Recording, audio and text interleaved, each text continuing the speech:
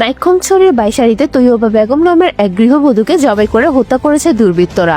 শুক্রবার ২১ মার্চ সন্ধ্যায় উপজেলার বাইশারি ইউনিয়নের ২ নং ওয়ার্ড রাঙ্গাঝিরি এলাকায় এ নির্মম হত্যাকাণ্ডের ঘটনা ঘটে।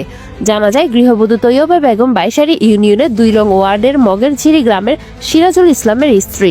তার বয়স আনুমানিক ৫০ বছর। পরের দিন ২২ মার্চ সকালে অত্র ওয়ার্ডের মেম্বার শাহাবুদ্দিন জানতে পারে তৈয়বা বেগমের শরীর থেকে লুট হওয়া স্বর্ণ ঈদগড় বাজার নিউ চন্ডিমা জুয়েলার্সে বিক্রি করা হয়। সিসিটিভি ফুটেজ চেক করে জানা যায়, স্বর্ণ বিক্রি করা ওই লোক ছিল একই ওয়ার্ডের বাসিন্দা নূর কাদেরের ছেলে ফারুক। তারপর তাৎক্ষণিক সন্দেহজনকভাবে মেম্বার শাহাবুদ্দিন ফারুককে আটক করে। জিজ্ঞাসাবাদে ফারুক সব স্বীকার করে। তখনই হঠাৎ পাশের জনগণ সবাই ক্ষিপ্ত হয়ে ফারুকের উপর হামলা শুরু করে। এক পর্যায়ে গিয়ে পুলিশ তাকে উদ্ধার করে হেফাজতে নিয়ে আসে।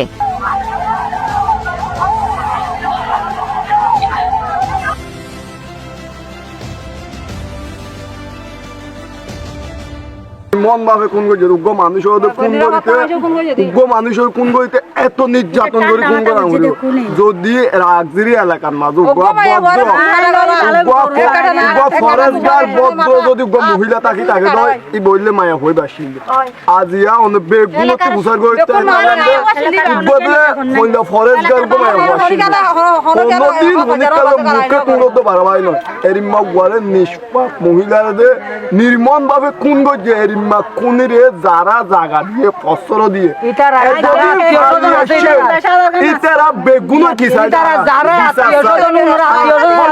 সত্যি আর সত্যি বিচার দে মাননীয় প্রশাসনের হাতে সত্যি বিচার দে ইতার ফাঁসি হওয়া পারিব ইতার যা গোষ্ঠী আছে ইতার যা লালন পালন করেন ইতার সত্যিকার বিচারের অভাব সত্যি বিচার হারা যায় এদের জানে জিন্দাগি তাইলা ন থাকা আকুল আবেদন করি আর কি যাই দে এদের শান্তি চাই। আমার মাকে খুব জখম করে আঘাত করে হত্যা করা হয়েছে। আমি প্রশাসনের কাছে আমি বিচার চাই, আমি তাদের কাছে স্পষ্ট বিচার চাই। ফারুকের বিরুদ্ধে এর আগেও রয়েছে ঈদগড় বাজার দোকান চুরির অভিযোগ। মুশ বাড়ি দেওয়ার জন্য নিয়ে গেছিল উনি বাড়িতে আসার সময় ওই যেটা খুন হয়ে গেছে ও চলে যাচ্ছে যে একটা নামাজ পড়ার জন্য ওই বস্তা বলি আমরা বস্তা একটা নিয়ে চলে যাচ্ছে।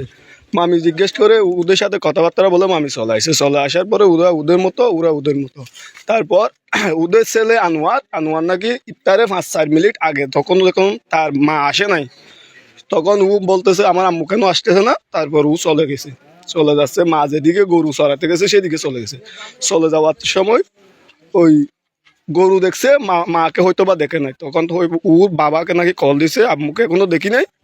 পরে বাবা সহ ও আনোয়ার সহ গিয়ে ওর মাকে মৃত্যু অবস্থায় পাইছে। ও মনে করছিল বলে প্রথমে আনোয়ার মনে করছিল মানে মা জীবিত আছে, কোনো কিছু আঘাত করে হয়তো বা উঁট করা অবস্থায় দেখছে বলে হতো। দেখার পরে ও জড়িয়ে ধরে ও যখন আলোক করছে দেখতেছে নাকি গলা কাটা, গলাটা এমন কাটছে ও প্রথমে গলা এরকম একটা কাটা আছে, তারপর হচ্ছে আপনার নাকের উপর দিয়ে একেবারে কান পর্যন্ত কলা, আরেকটা হচ্ছে কপালে, আরেকটা হচ্ছে গর্দনে।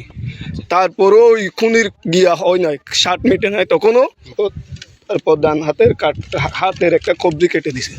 আমাদের ঈদগড়ের বাজার পর্যন্ত মারি খাইছে ও। তারপরও ওর একটা প্রভাবশালী হইতো বা এদিকে কোনো কেউ ওকে পিছন থেকে তুলে ধরছে, না হলে তো ও এরকম সাহস পাইতো না। সেটা যখন একটা খুন হয়েছে ন্যাচারাল বিষয়, এলাকার পিঁপড়া পর্যন্ত গেছে, একটা মানুষকে জব করা দিছে, এলাকার সব পোলা পয়েন্ট গেছে, সবাই বলা বলি করতেছে আমরা তো সবাই আইছি, পোলা ওইটা কেন আসে নাই।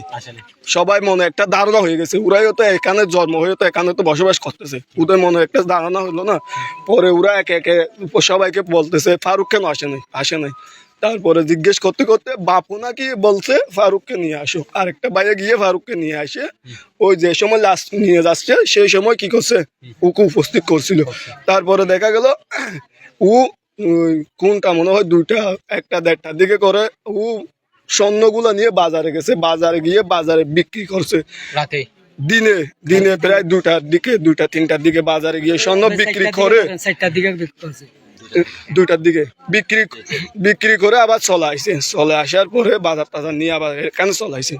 এখানে নাকি 500 টাকা নোট ভেঙে খাচ্ছে। তখন আমাদের এলাকার পোলাপয়েন্টের সন্দেহ হয়েছে অত টাকা কোথায় গেল। তারপর আমাদের বর্তমান মেম্বার তারপর আমাদের বর্তমান মেম্বার শাহাবুদ্দিন হয়তো সব কিছু পর্যবেক্ষণ করে। শাহাবুদ্দিন হঠাৎ সৈন্য সহ নিয়ে এসে উনার মামার দোকানে বসেছিল, রুবেলের দোকানে বসেছিল, রুবেলের দোকানে এসে শাহাবুদ্দিন মেম্বার অ্যাটাক করছে।